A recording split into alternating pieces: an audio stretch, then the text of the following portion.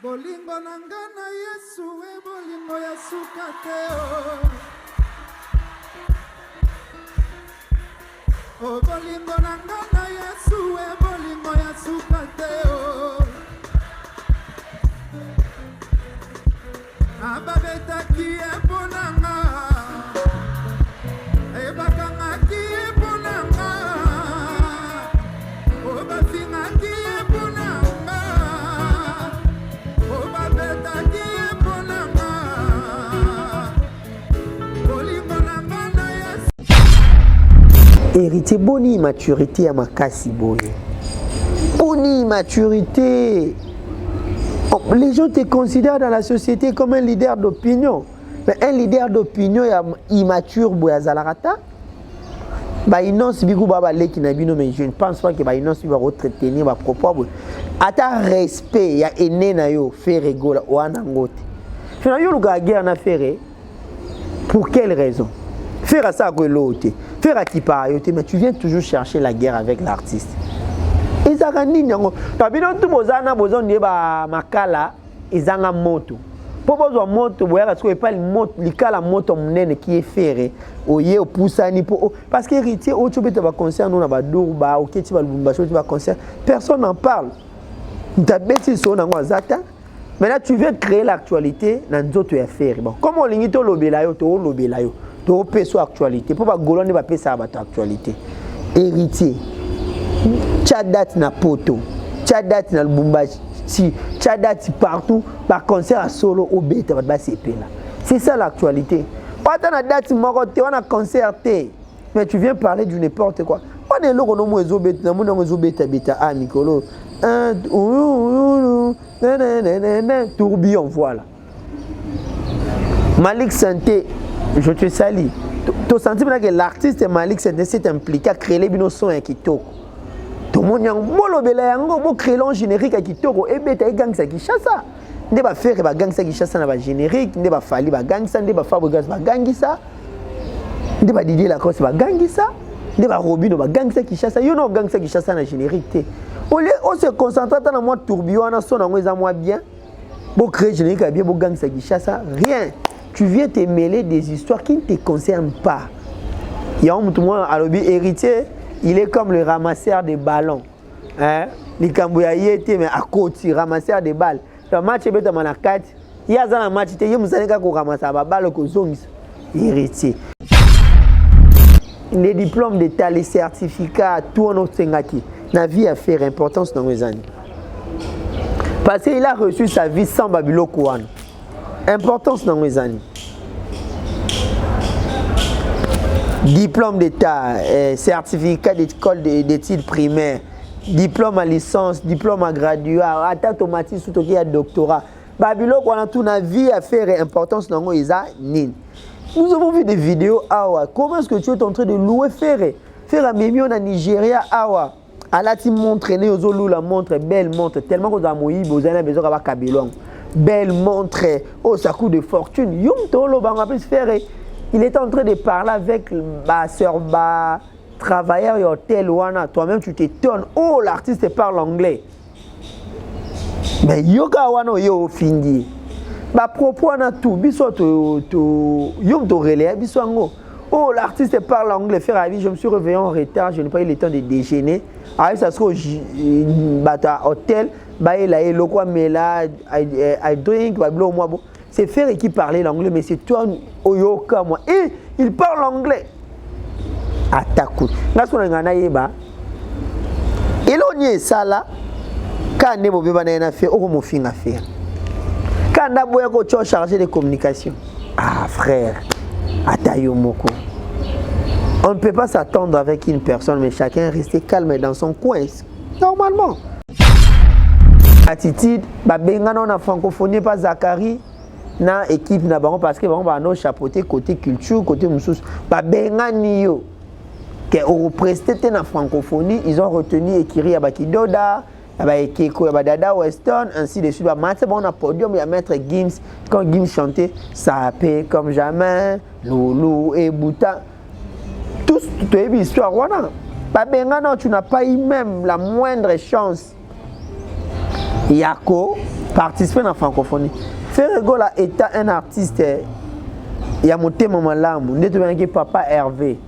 A okelo mawa bino musée comme baboya ki kuna ngana opesa o lumière. Pas babimiso na francophonie no pumbwe bongo epesa makambo. Aujourd'hui, tu es une référence. Man faire ça na vie na yo, faut zara motema mabe. Mutu musu sorti ko sala ngote musée. Ce que Ferré a fait dans ta vie, mutu musu sorti ko sala ngote. Ferré t'a donné la lumière. Ferré t'a donné l'aisance, Ferré t'a donné l'élégance. Parce que biso tout ebi musée nozaki, tu parlais d'héritier Watanabe a olala na bar. Olala repé eva la bomba, tout to ebi yango. Grâce à Ferré bazio venait acheter les billets mbongo comme koto mozwa. Olongwe mbama na bar wanola na guichet, okomolala na hôtel. Au salaire 8 mois na hôtel, au foutera presque $30 chaque jour. Grâce à Bagolo batina mbongo. Moi j'étais avec toi, je vivais tout. Bon, tu n'as pas bon. Ah bon, ça n'a pas code moussous. Bah 50, bah 100, bah 200, bah 300 et puis grâce à l'image à Ferré, bah tu vas comment yo look, bah publicité comme mon côté. Ferré t'a façonné, il t'a créé comme du foufou. Pas à boire qui on a scène. Si on finit bah ma jabou bah kangi yo, Ferré il était toujours avec toi.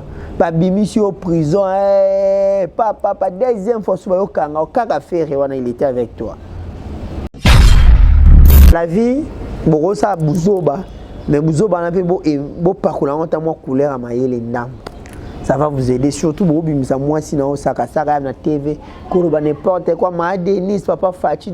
Ma konzamboka, comment, au sein Bouzoba, nous, maman, ma Denis, papa Fachi. Est-ce que vous réfléchissez? Ma Denise a au côté de la musée, pas Fachi. Pourquoi vous ne voulez pas respecter les autorités du pays? Oza maman, moi c'est à Portaga, en plus na vie à Mobile. Mais yo dépôt un avion musée au portele musée malheur. C'est lui qui trouve une femme trouve le bonheur, mais yo musée a trouvé le malheur. Ta bosa boy down. Musée si la yo kana ali sultan. Ake pas falia ko izwa binoté, c'est impossible. Falia on le bazara zoba. Tellement que ça zoba ta reçoit binoté, ça bino ba Charlie point fallait reçoit binoté, c'est pratiquement impossible pour la façon au fingaye. Reçoit binoté. Merci beaucoup à tous les abonnés de Tariq Ngango officiel. Vous êtes disséminés à travers le monde entier. Nous vous disons bonjour, bonsoir, ça dépend de l'heure à laquelle vous allez capter cette émission le dimanche 1er février plutôt 2026. Nous vous souhaitons bon début du mois de février ainsi que bon dimanche à tous. Vous nous regardez à Paris, à Bruxelles, à Milan, aux États-Unis, au Canada. Nous sommes là pour vous servir à chaque fois que la nécessité est là. Tariq Ngango sur Tariq Ngango officiel télévision. Abonnez-vous massivement sur cette grande chaîne, la chaîne qui vous informe en temps réel. Nous sommes venus pour faire la rétrospective de la semaine. Vous savez très bien que la semaine a été émaillée de beaucoup de sujets d'information. On va faire la rétro de la semaine. Au cours de cette émission, nous allons parler de cette agression de Charlie Prince. Nous allons également parler de la réaction de certains artistes et musiciens, mais également de certains journalistes. Il y a certains qui sont pour, il y a certains qui sont contre. On va essayer de comprendre tout dans cette émission avec moi-même, Tariq Ngango, le richissime journaliste. Il y a Nzambe, merci beaucoup aux fidèles abonnés de Tariq Ngango officiel. Continuez de vous abonner, continuez de me prêter main forte, de nous prêter main forte. Nous disons merci Nabatutu pour soutenir Bisso, les héros dans l'ombre. Je vous dis merci, merci, merci. Continuez toujours de faire ça, ça nous va droit au cœur. Mais également, Bandego tout au bas, travail Canabiso, Guy Merveille Gucci marche derrière la caméra, Bandego tout. Topé Sibino Benambo, je dis également un grand merci à ma bibiche, les antivirus de BBC. Merci beaucoup à toi maman, merci, merci. Ma Bernice Kifa Yanga ya Motema Yanga ya Kati la marraine de Tariel, je te salue. Un grand merci à Mamadi Wembo Béton, le béton de la République, Mamadi Wembo, je vous salue. Un grand merci à ma Bernice Mbumbo, la maman de tous les Gaulois. Arlo Matumbongo, plein de bonnes choses à vous. Un grand merci Là-bas, tout, vous avez branché, scotché, en ce net moment. Maman Clotilde est bonne de plafond à Rennes, maman Yabana, maman Santon la Gauloise, invisible. Merci beaucoup. Na Bino Nyonso, comme je vous dis, nous sommes là pour faire la rétrospective de la semaine. Comme je vous ai dit, la semaine a été émaillée de plusieurs sujets d'information, notamment Ferregola, le Padre, les 4 avril, accord Arena, 2 mois seulement de l'événement. Les Gaulois, c'est le moment d'en profiter, de prendre des billets. C'est le moment de vous procurer le billet, car nous sommes à 2 mois de l'événement. Déjà, tout le monde publication, il y a Masai Production qui est la maison qui produit l'artiste Ferrego, l'accord Arena. Déjà, la catégorie presque tout est comme qu'on s'est épuisé, carré or et sali sold out, catégorie C, catégorie diamant, tout ça déjà sold out. Bino batu o boza ko hésiter pour acheter les billets. On a ensemble jour à souka. C'est le moment d'acheter les billets. Somba billet, parce que ça sera une soirée inoubliable, une soirée qui va entrer dans les annales de la musique congolaise, une soirée qui restera archivée dans la musique congolaise. Vraiment, je vous dis, Ferrego là, c'est donner le meilleur de lui. Aebi, Nengape Sara Yaye, il va nous faire la musique de Vita Imana jusqu'à présent. Je vous ai dit l'autre fois. La chanson de Vita Imana Tilelo. Dans ma chanson, le amour intérêt, 100 kilos, 3e doigt, porte-monnaie, Titanic, tous ces beaux titres, toutes ces belles chansons, toutes les belles mélodies à Ferrego là. Vous aurez la chance, Yaroyo Kayango, dans Accord Arena.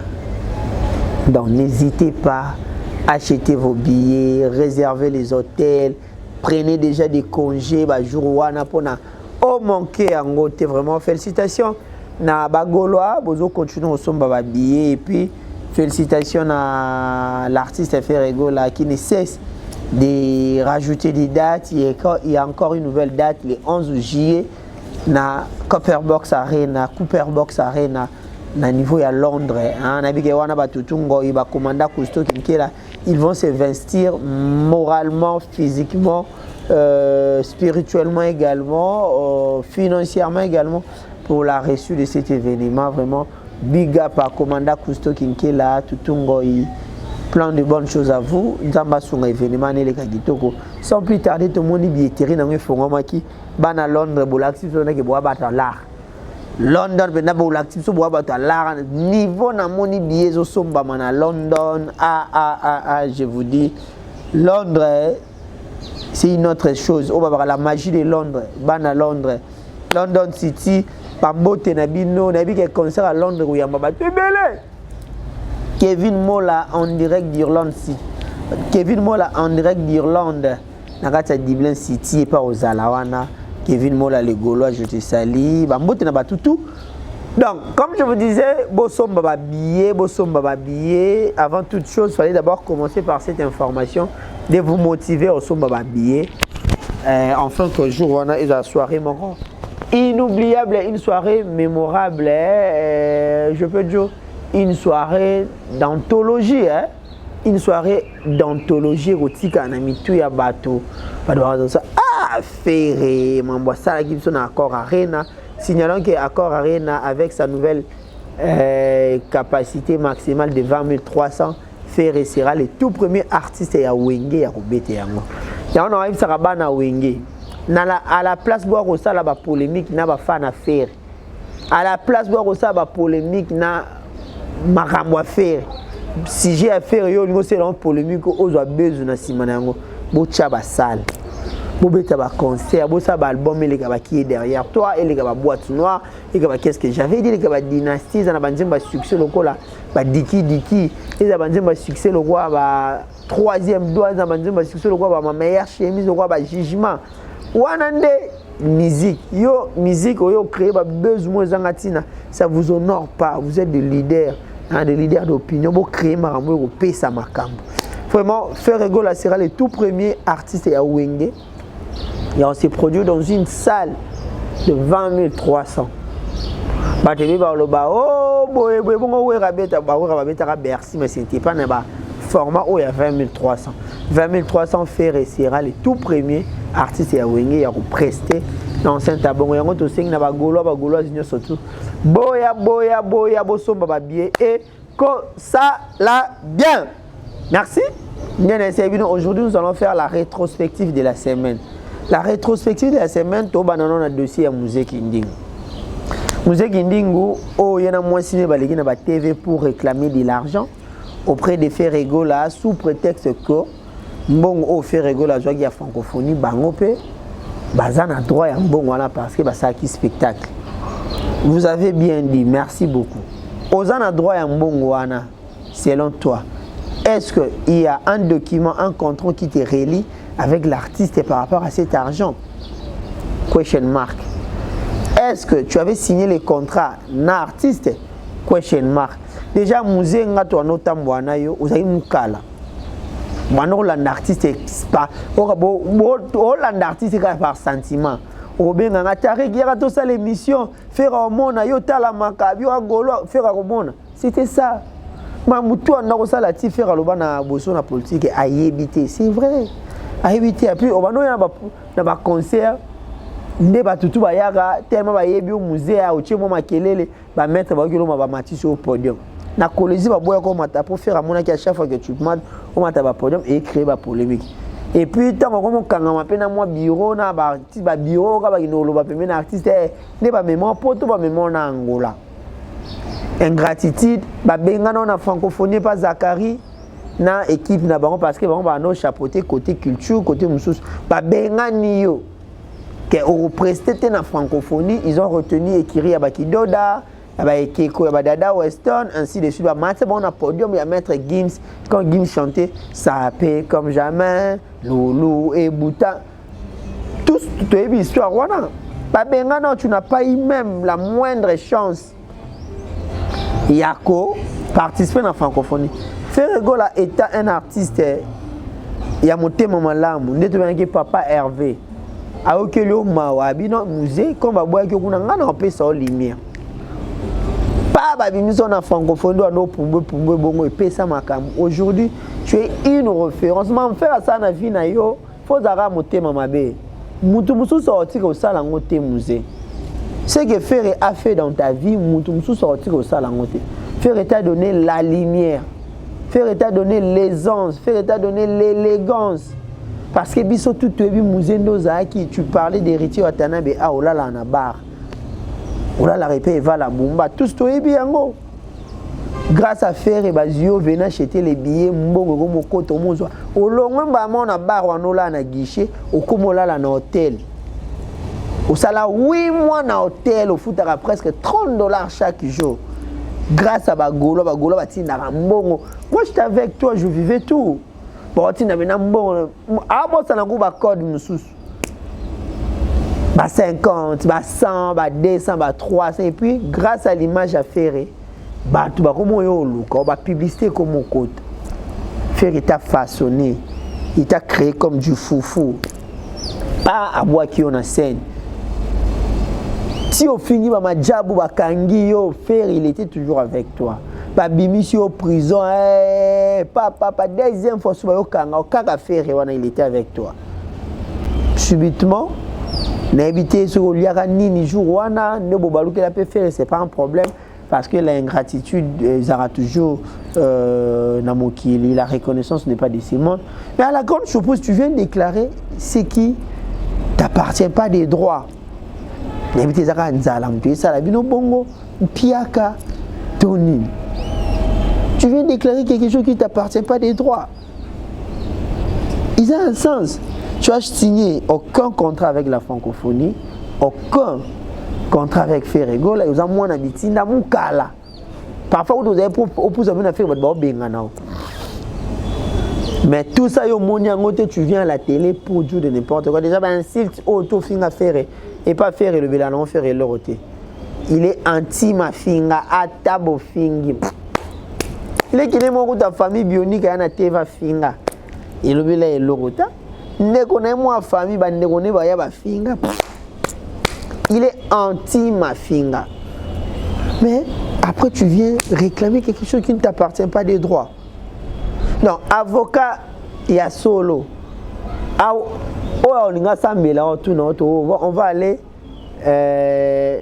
se confronter avec un tribunal na dossier ni. Oh, contrat verbal. Contrat verbal, les accatés na RLLO. Contrat verbal, na lobaki angoti. So, ça sera ta parole contre la parole de Ferry. Donc, la parole de Musée contre la parole de Ferry. Ta parole contre la sienne. Yebisabiso. Donc, dans la vie, ça bouzoba, mais bouzoba n'a pas beau parcours, on t'a moins couleur à mailler les dames. Ça va vous aider, surtout pour vous, moi, sinon, ça a na TV, pour n'importe quoi, ma Denis, papa Fachi. Donc, ma konzamboka, comment, au sein bouzoba, nous, maman, ma Denis, papa Fachi. Est-ce que vous réfléchissez? Ma Denis a au côté de la musée, papa Fachi. Pourquoi vous ne voulez pas respecter les autorités du pays? Oza maman, moi c'est apportaka en plus na vie à mobile. Mais yo dépôt na vie à musée au porter le musée malheur. Celui qui trouve une femme trouve le bonheur, mais yo musée a trouvé le malheur. Ta bosa boy down. Musa si la yo kana lisuta. Ake pas falia bo. Falia ko izwa binoté, c'est impossible. Falia on le bazara zoba. Tellement que ça zoba ta ko zwa binoté, ça bino ba Charlie Point falia ko zwa binoté, c'est pratiquement impossible pour la façon au finga yé. Ah zwa binota tala lelo. Ba gola ba bimbo on ne pas mettre chip hein. Bilanga makofi. Appelez son enveloppe à makofi. Merci beaucoup Nabandego tout. Comme je vous disais, c'était la rétrospective. J'ai essayé de parler de ces sujets à musée parce qu'on en a marre. Ça nous agace, ça nous dérange. Donc, si Moussa Zamtamaï a fait parce que s'il continue, il est en train de nuire à l'image de la francophonie, à nuire à l'image du gouvernement congolais. Au du gouvernement congolais est présenté M. Isidore Kwanja comme les candidats na poste ya secrétariat général de l'OIF, Organisation internationale de la francophonie. Il y a un Congolais qui est candidat, mais c'est Isidore Kwanja. Maintenant, toi tu viens à la télé avec des bobards, avec des bêtises pour salir l'image, il y a tout. Keba, ça peut retourner contre toi. Merci beaucoup. Maintenant, il y a également ce sujet qui a tourné vraiment d'Internet ces derniers 24 heures, ces derniers 48 heures, soit ces derniers 72 heures. Il a affaire Charlie Prince. Charlie Prince, il a été agressé par les Gaulois entre guillemets. Mais moi, les Guinéens, TV, oh non, nous avons mettre Jeep, il a tout dit ce qu'il pouvait dire. Il va mettre un peu de l'eau dans son verre, il va avoir un peu du retenu. Moi, je suis qui monter ça là, mais c'est comme si Bosoko la ngulu a qui sont en sous na potopoto. Le même chose, soit le même acte, celle qui va bétailler. Il a récidivé avec ça à la télé. À Fingi Ferry, il est très zoba. Attends un certificat école primaire. Et alors, tout ce qu'il pouvait dire pour dominer l'artiste, rabaisser, régresser, tout auprès de l'artiste. Bagolo peka yobi bagolo, on est là la raté. Quand tu incites les artistes, également ils viennent avec des arguments solides. Ben argument oh Charlie Prince, toi tu es en train d'insulter Ferry. Yo mon vie dans les andengeni. Charlie Prince là la rana studio ça la émission. Tu es immoral parce que tu couches avec des filles kaka na studio on ça rabe émission. Oh là la rabasiwana, excusez pour le terme, tout ce que tu fais il y a intimité na osala ngokawa. Tu es allé voir même pour dire que Ferry atala mwana mota tangaka. Faire attendre ça rabana atala mwana zo diplôme de Charlie Prince. Est-ce qu'on peut être mauvais jusqu'à ce point? Hein? Ferry na Kinshasa afandara na bana oyo. Il y a Silia Aigle Jeune. Quand je parle bana oyo Silia Jeune parce que l'artiste est abouti na moi si maroté. Silia Aigle Jeune c'est la femme légitime, moi si elle libale. Il est avec Mathias, Parker, Ethan, Colin, 4 garçons. Bango tout va tanga na Kinshasa na école internationale. Comme école na bango Aurora. Tamso Yebite, Aurora. C'est une école bilingue internationale située sur l'avenue des Forces armées na Gombe. Bana bagenda classe na babilamba ndako. Ndezala na école française, école belge. Le Minerva, le frais scolaire, ça et banara de 3 000 à 7 000 dollars. Faire ce qu'on ça sera tous les 4 bana. Est-ce que toi, tu as les kilos, soit le courage, la bravo, et autant que ça moi dans ta école car on va foutre à 700 500 dollars le mois. Pour ça l'angote.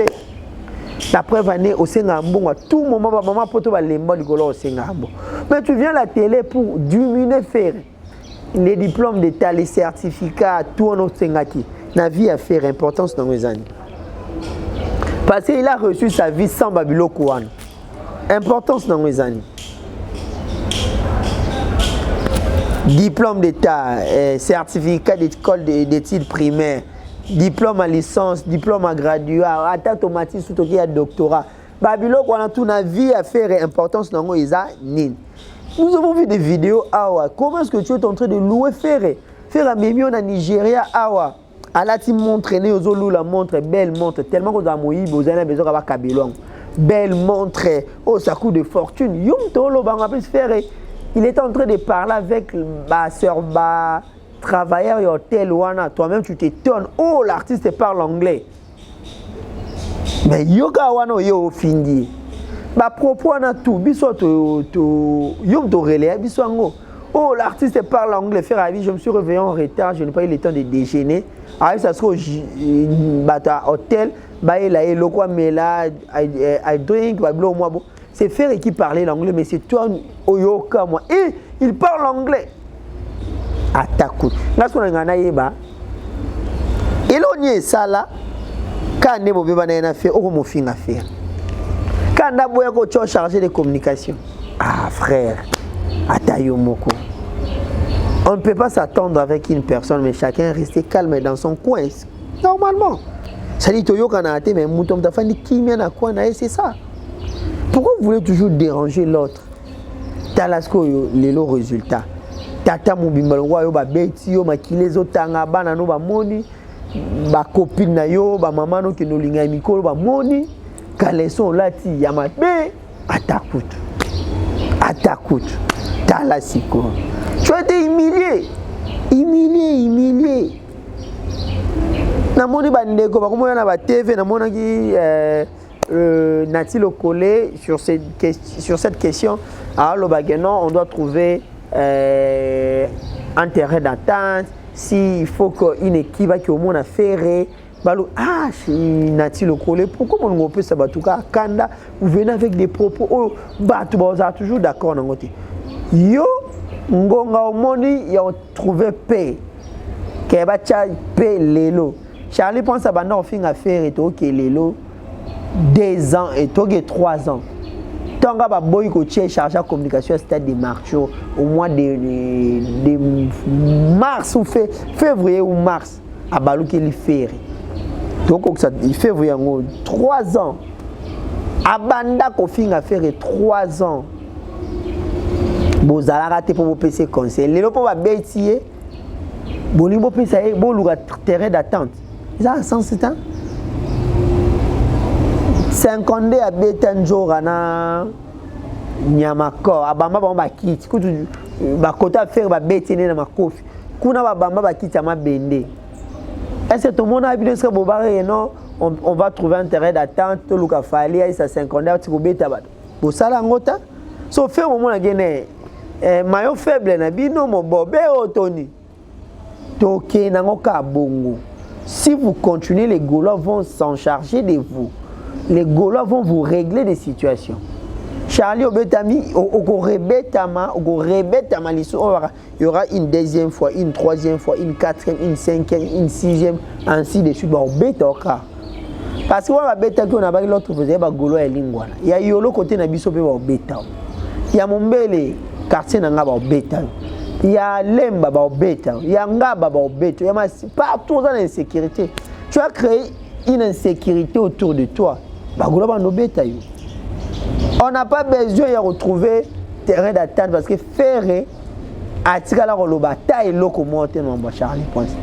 Faire aller à la TV, oh Charlie France. Non, par contre, il fallait que tu répondes à Charlie France, journaliste à Chokwana.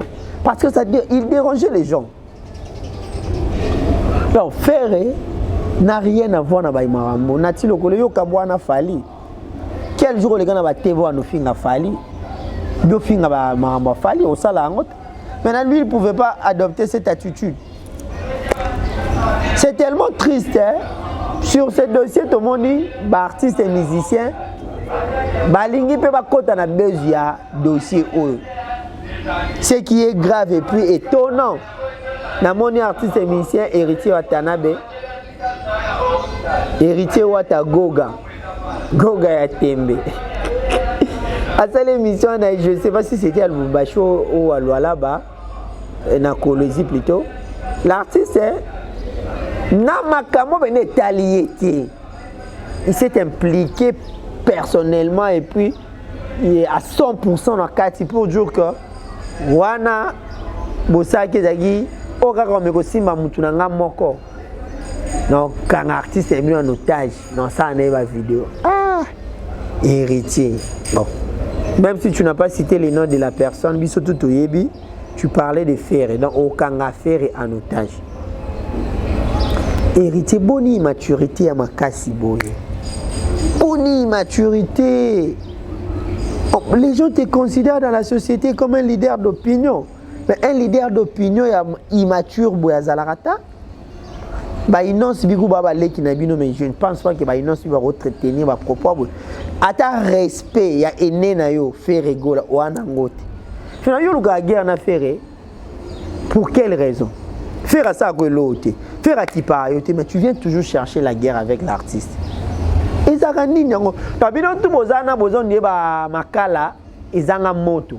Pour besoin moto boya parce que pas le moto likala moto mnene qui est ferré oye opusani pour parce que héritier o tu beta ba concert nous na ba dourba o keti ba lubumbacho tu ba concert personne n'en parle. Ta bêtise son nango azata. Maintenant tu viens créer l'actualité dans d'autres affaires. Bon, comme on limite lobela yo to lobela yo to peso actualité pour pas golone ba pesa ba actualité. Héritier. Tchadat na poto. Tchadat na lubumbacho. Si tchadat partout par concert à solo au beta ba CP là. C'est ça l'actualité. Pas dans date moko te on a concerté. Mais tu viens parler du n'importe quoi. Pas de loko no mo ezobeta na mo no ezobeta beta a Nicolo. Tourbillon, voilà. Malik Santé, je te salue. Tu sens que l'artiste Malik Santé s'est impliqué à créer les binossons à Kitoko. Tout le monde a un créer un générique à Kitoko et bête et gang ça qui chasse. Ne va faire ba gang ça qui chasse na générique, ne va falli ba gang ça, ne va Fabregas ba gang ça. Ne va Didier Lacoste ba gang ça. Ne va Robino ba gang ça qui chasse. Yo no gang ça qui chasse na générique. On se concentre dans le tourbillon, on a son moi bien. Bon, créer générique bien, bon gang ça qui chasse. Rien. Tu viens te mêler des histoires qui ne te concernent pas. Il y a un monde héritier, il est comme le ramasseur des ballons. Hein? Les Cambouyaïs mais à côté, ramasseur des balles. Le match est bien dans la carte. Il y a un match, il y a un match qui ramasse la balle qui est héritier. Il y a certains journalistes qui à propos de sujet Oyo, namoni les journalistes ni Pierrot Louard, hein? Je ne sais pas si c'est lui-même qui a posté ça ou bien Rabat, parce que je n'ai pas vraiment la certitude sur cette information. Je n'attends entre guillemets. Voilà la réaction du journaliste Pierrot Louard. Comment un leader d'un groupe peut-il se rabaisser de cette manière, répondre à un fanatique? Parce que si tu te considères que Maloba au Liverpool, Aloba qui a attaqué Nayo, c'est Liverpool. Liverpool n'est pas une bouche officielle de l'artiste. Liverpool a un fanatique. Tozongi na ma propos à Pierrot Louara. Comment un leader d'un groupe peut-il se rabaisser de cette manière, répondre à un fanatique? Franchement, Héritier Watanabe souffre d'un manque de maturité. Il se comporte de façon trop enfantine. Depuis longtemps, tu t'attaques à faire rigoler, mais lui, il ne réagit jamais. Penses-tu que lui ne réagit jamais? C'est vraiment ridicule. Penses-tu que le pouvoir est éternel? par quel moyen comptes-tu capturer une grosse baleine comme Ferrego là, alors que tu n'es qu'un simple ngolo, un simple ndakala de la mer? Tu cherches la guerre avec quelqu'un qui ne connaît même pas ton existence dans la musique congolaise. À propos, il y a Pero Luawa. Faire essayer une grosse baleine. Mbisa munene baleine à quoi ça va bateau. Tu y a ndakala. Ce que bakangi mdaboya bia donc c'est na maya kola. C'est ça. Parce que okangi la faire neni. Quand ces années bébé bonga ba ko taper ma ba beta mutu no nani. Anakena Chimska Bengele bambata et pas ya Jeep. Bokangi sa Jeep na 23h na IP crime na 23h10 abimi libanda. Voyez bien go. Chimska Bengele et ba papola bambata na en plein lingwala. Ba fandina anake ba manquer faire la respect.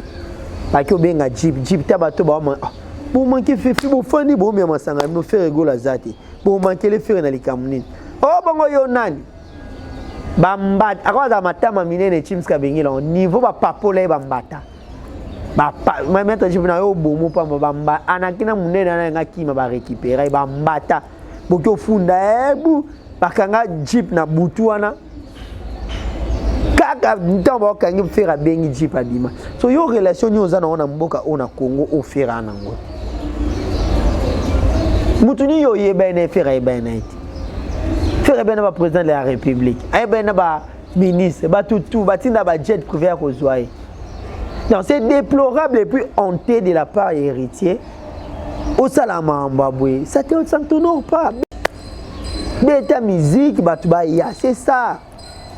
Salama mbwa bien et c'est pour ça mokili. À la place on m'a entendu ngo yo bundisa faire na musique té. Yango luka toujours polémique. Ba fali baza ba faire ba. Yo quand si fali question bon on va tourner une émission. To sola non bien. Question bon on va tourner une émission.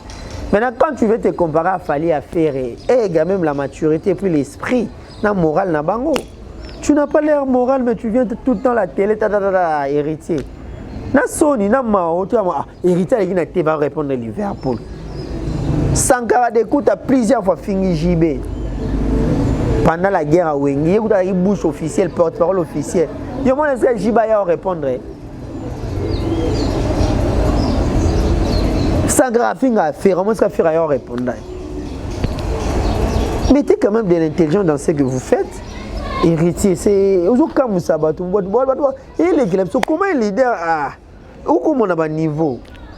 T'as la seconde de mon vidéo na mitakala. T'as la de neba gola va ko humilier. O abengo poulet ni mabe. O abengo boye mabe. Ça t'honore pas héritier, bêta musique. Créer un style bien bêta musique, c'est ça. Yo Luka besoin si ma faire dans un dossier qui ne te concerne pas. Vraiment, je crois que dans mon émission, dans mes propos, il n'y a pas des insultes, il n'y a pas des critiques négatives ou rabaisser. C'est juste tout ça, une analyse, tout l'axe, une grandeur, bien héritier, tu es un grand, un leader d'opinion. Et quand même l'élégance dans tes propos. Maman, te concerne. Les gens comme ça est concerné yoté.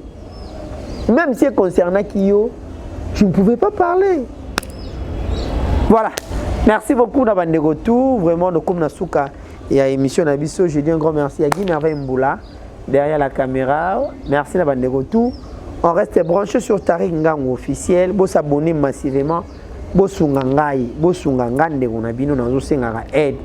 Bande on a déjà il y a 4 ba solo là. Maman nangai depuis Paris, je te salue. Dans l'anonymat ben Bomba Combo, vraiment merci beaucoup. Merci beaucoup grande sœur. Merci beaucoup à vous. Merci d'avoir de retour à vous soutenir Tariq, abonnez-vous massivement, partagez l'émission, likez et au sala bien. On se voit prochainement sur cette grande chaîne Congo Tariq Ngango officiel. Je dis un grand merci à Guy Merveille Mboula derrière la caméra, merci à Gucci Marcho. Merci d'avoir de retour. On se voit prochainement.